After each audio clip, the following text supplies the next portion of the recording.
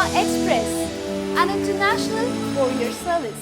బాహుబలి సినిమాతో ప్రభాస్ పెద్ద హీరో అయిపోయాడు. ప్రభాస్ అభిమానులు ఊహించిన దానికంటే ఎక్కువగానే కెరీర్లో ఉన్నత స్థానాలను అందుకున్నాడు. ఇక అభిమానుల్లో ఉన్న బెంగ అతడి పెళ్లి విషయం మాత్రమే. పెళ్లి విషయంలో ప్రభాస్ ఎవరి మాట వినడం లేదట.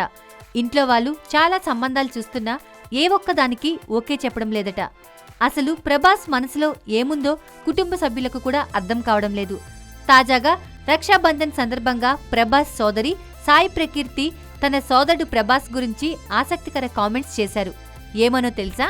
ముగ్గురు చెల్లెళ్లకు ప్రియమైన అన్నయ్య కృష్ణంరాజుకు సాయి ప్రదీప్తి, సాయి ప్రకీర్తి, సాయి ప్రసీద అనే ముగ్గురు కుమార్తెలున్న సంగతి తెలిసిందే. వీరి కుటుంబంలో ఏకైక వారసుడు ప్రభాస్. తన ముగ్గురు సిస్టర్స్ ను ఆయన ఎంతో ప్రేమగా చూసుకుంటారట. ప్రభాస్ తమతో ఎలా ఉంటాడనే విషయాన్ని సాయి ప్రకీర్తి వెల్లడించారు. అన్నయ్య మాతో చాలా క్లోజ్గా ఉంటారు. షూటింగ్లు లేకుంటే ఎక్కువ సమయం మేమంతా కలిసి సరదాగా గడుపుతాం.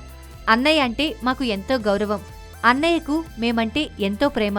మా ఇష్టాలను ఎప్పటికప్పుడు తెలుసుకుంటూ ఏదో ఒక సర్ప్రైజ్ గిఫ్ట్స్ ఇస్తూ ఉంటాడు అని సాయి ప్రకీర్తి తెలిపారు. పెళ్లి గురించి అందరిలాగే అన్నయ్య పెళ్లి గురించి మేము కూడా ఎప్పుడెప్పుడా అని ఎదురు చూస్తున్నాం. ప్రస్తుతం సినిమాలు చేస్తూ బిజీగా ఉన్నాడు. పెళ్లి ఎప్పుడు జరుగుతుంది, డేట్ ఎప్పుడు అనేది మాకు కూడా తెలియదు అని సాయి ప్రకీర్తి తెలిపారు. మనసున్న మనిషి అన్నయ్య, చాలా మంచి వ్యక్తి. మా జీవితంలో మేము చూసిన ఫైనెస్ట్ హ్యూమన్ బీయింగ్స్లో అన్నయ్య ఒకరు. అలాంటి వ్యక్తి మాకు బ్రదర్గా దొరకడం మా అదృష్టం అని సాయి ప్రకీర్తి వెల్లడించారు. బయట అనేక రూమర్స్ ప్రభాస్ పెళ్లి గురించి వినిపిస్తున్నాయి. అనుష్కను పెళ్లాడబోతున్నట్లు కూడా ఆ మధ్య పుకార్లు షికార్లు చేశాయి. అయితే ఈ వార్తలను ఇద్దరూ ఖండించారు. ప్రభాస్ మొండితనం, వయసు 40కి దగ్గరవుతున్నా పెళ్లి విషయంలో ప్రభాస్ చాలా మొండిగా ప్రవర్తిస్తున్నాడు. ఇప్పటికీ కూడా పెళ్లి విషయాన్ని సీరియస్ గా తీసుకోవడం లేదు. ఆ ఛాన్స్ ఇవ్వడం లేదు.